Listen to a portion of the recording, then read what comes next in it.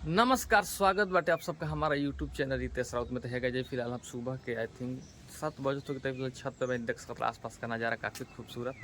Sunrise हो चुकल बाटे, हल्का हल्का धूप बाटे, हल्का हल्का हवा चला था, मतलब काफ़ी अच्छा लगा था, एकदम नेचुरल। रहल हमारा घर के आसपास के काफ़ी खूबसूरत नज़ारा देख सकते, हरियाली बिल्कुल। इधर सब्जी रोपाला तो काफ़ी हरा भरा दिखा तो कि बिल्कुल नीचे।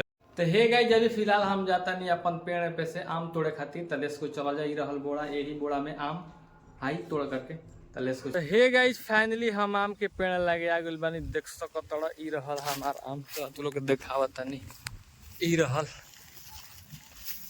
ये हमार आम के पेड़ हा, पूरी तरह से झड़ चुकल बाटे।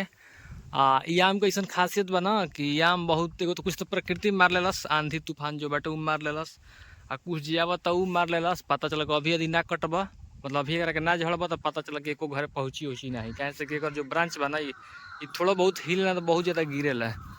तो फिलहाल यही बाटे, ज़्यादा तो ना निकली, सब 5 किलो निकली, कुछ तो सब खत्म हो गई बा इधरे जो भी बाटे, सो इधरे बाटे, बाकी सब खत्म हो गई बा। तो चल के प्रोसेस में लागल जा। ये फिलहाल तार बंधले रह जा, लेकिन तार भी घसक के नीचे आ गई बाटे। देखा देखा बता नहीं, इतने ज़्यादा हवा था ना कि हवा के वजह से या तो पेड़ पे चढ़े के पड़ी, ना तो एगो लगी बनाए के पड़ी आम मारे खातिर। तो देखा तो नहीं कैसे व्यवस्था लागत है।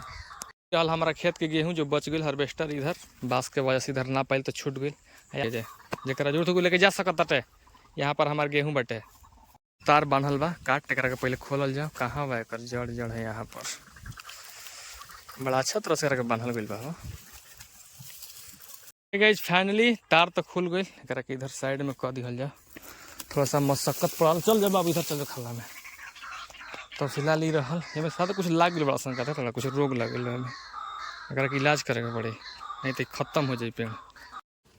तो हे गाइस फाइनली हम पेड़ पे चढ़ गई बानी, देख सकत ताड़ा। आओ तो लोग आम दिखाओ तनी, बढ़िया बढ़िया वाला आम देखा, ही रहा हमारा कितना खूबसूरत बाटे। और भी बाटे वहाँ पर भी देखेगा आम, यहाँ पर आम बाटे, एक तो यहाँ पर आम बा, ये वाला बहुत मस्त लगता है,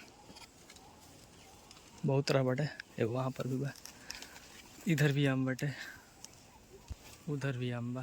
तो फिलहाल चला जा तोड़ जा, ये देखिएगा यार तीनों कितना बढ़िया बाटे। ये राधे हो हमार दूगो वॉलंटियर आ गए सन, चल तुरंत नंबर से एगो ई बा, एगो ई दे बाटे। आराम से देखिए, सावधानी से, आराम से, हड़बड़ा के ना रे। हाँ अब बढ़िया जगह फेंके सन ताकि टूटे, मतलब फाटे मत। तो फिलहाल हम अब जाते हैं नीचे, हम नीचे बिनल जा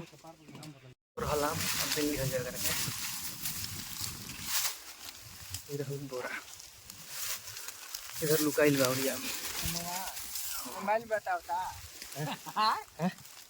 और लुकाइल बा भैया, एगो दूगो तीन गो। हिला हिला हिला हिला, हाँ हिला हिला।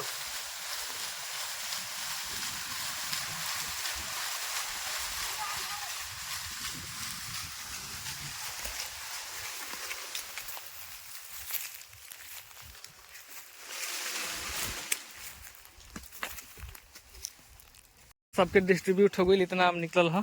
ये लोग बेचारे तोड़वैला है, तो लोग इतना सारा सर बटे। बगल में साधु जी सबसे ज्यादा कैला नहीं हेल्प, बड़ा बड़ा गोरला नहीं बढ़िया से। ठीक बा साधु जी, ठीक बा, तो चलो जा, ठीक बा चलो। आप ही लोग के लिए लाइक सब्सक्राइब कर लीजिए, कुछ होगा नहीं आपके लिए। ठीक है भाई, एक नाम सूरज जी, बहुत बोलेला, बोल रहा ना बहुत बोलेला। ठीक है, ओके बाय।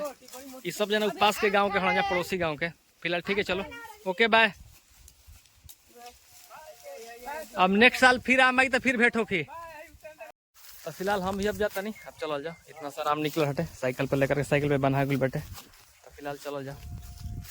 गाइस फाइनली इतना सारा आम हमारा हिस्सा में पड़ल है, जो तोड़वैला होकर कुछ दिला हन, या कुछ अपन जो गोतिया हमार पटीदार भोकरा के डिस्ट्रीब्यूट भला। तो फिलहाल डिस्ट्रीब्यूट करके हमारा कितना सारा मतलब आम हमारा हिस्सा में इतना पड़ल है।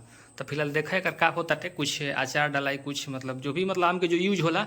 लेकिन काफ़ी ये आम के खासियत बना के आम अठली ना होला, पता नहीं क्या है ना, कुछ एगो आम अपन अलग कैटेगरी के होत होगी, लेकिन इनमें अठली ना होला। तो फिलहाल देखा का होता, कब अचार डल हो, एक अचार के ठीक होला, अचार डल कर। हाँ जितना सारा आम फड़ाइल है अचार खातिर, अभी फिर सोखी पानी से धो करके फिर एक छत पे एक पसार दिया जाए। आ ओकरा बाद फिर सूख जाई ना तो एमे हल्दी मसाला जो भी मतलब होला एमे फिर डाला जाई आ ओकरा बाद हमार हो जाई अचार रेडी आ ओकरा बाद हम सभी मतलब परिवार मतलब खाई लगल। आ देख सकत रही मोटर हमारा इतना पानी देता है। अब पता नहीं बता गर्मी बाकी है बाटे लेकिन फिर भी इतना ही देबो तो काम चल जाओ। तो फिलहाल अब क्या कीजिए लगा था कसो सबमर्सिबल का लगा ही के पड़ी का तो फिलहाल इतना से काम मतलब चल जाता अभी तो घर जाता है फिलहाल। तो हे गए जो फिलहाल हम आइल बनी जो अचार वाला और छत पसारे खाती छत पे देख सकते बनी काफ़ी ज़्यादा धूप लगता लेकिन क्या करबो अचार कर किस तरह से पसार के भाई रख कपड़ा कपड़ा ना लुगा से ढका था इस तरह से उल्टा होता हम वैसे कर देते नहीं। अच्छा उल्टा उल्टा चाहिए देखा ये भी नियम है ना कितना नियम है ना रखा ऐसे उल्टा करे के वैसे ऐसे तब ना सूखी हई अठली ना हाँ हिले बैक साइड वाला हरियर का इस तरह से करे के बा इस तरह से करे के बा कितना बाभी हो अब ज़्यादा नहीं खे बस इतना सारा बा चल मैं फेंक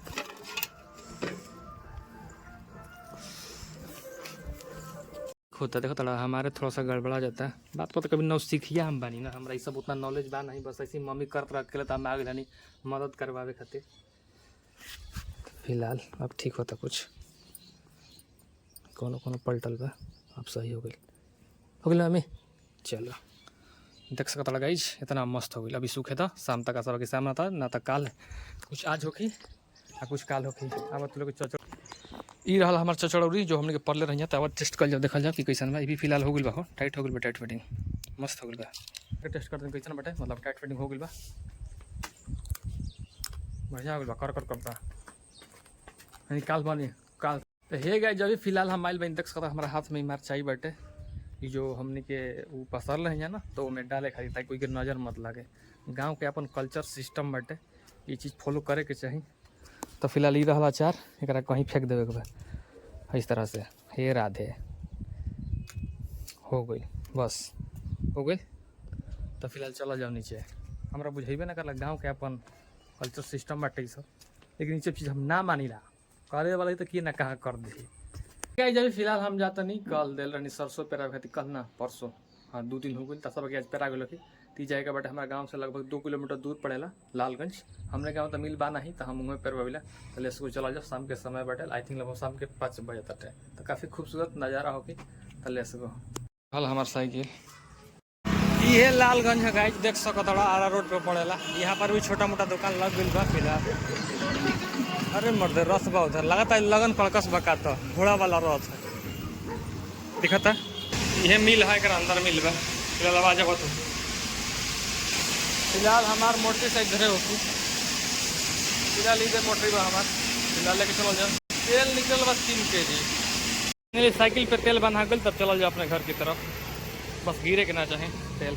फिलहाल उधर छत पे हमारा दोस्त हो रहा था पहचानते हो वजह क्या करते छत पे शाम के नज़ारा लेते ना हाँ थोड़ा थोड़ा दिखाई देते ठीक है लगा था उतना दूर से बात है। फिलहाल अभी छत पे बनी हम आगे बनी तो सरसों के तेल पे रवा करके तो शाम के समय बैठे काफ़ी खूबसूरत नज़ारा बैठे फिलहाल आसपास के देख सकता तो शाम के समय के नज़ारा काफ़ी बैक साइड में दिखा तो कि अक्सर हम यहाँ पर हम टाइम स्पेंड करेला शाम के समय में अब बड़ा अच्छा लगेगा देख सकते बैक साइड के नज़ारा काफ़ी हरियाली काफ़ी मतलब हवा जब पूर्वैया चला तो और मतलब काफ़ी खूबसूरत लग रहा है। आप लोग देखा होता है बैक साइड का नज़ारा देखा सब बिल्कुल नेचुरल प्रकृति मतलब अच्छा लगेगा इधर अक्सर मतलब गाइस देख सकता है गौरहर है में हाड़ा लग गई बड़ा सन देख सकता कहीं दिखा था पियर पियर हाला सुबह में हमारा मम्मी के हाथ में मार दिला हटे दूगो मार दिला ना बताब रे बाबू थोड़ा सुधार जैसन हमारा मम्मी के मत मारा सन देखा पियर पियर बड़ा सन यानी कि यही सब सीजने बा गाइस सब यही सब में रहबे करला सन गौरहर में हो गई चाहे पेड़ के कोनो छाव में वही में रहला सन ये हर साल बाटे हर साल ऐसा निकलला सन।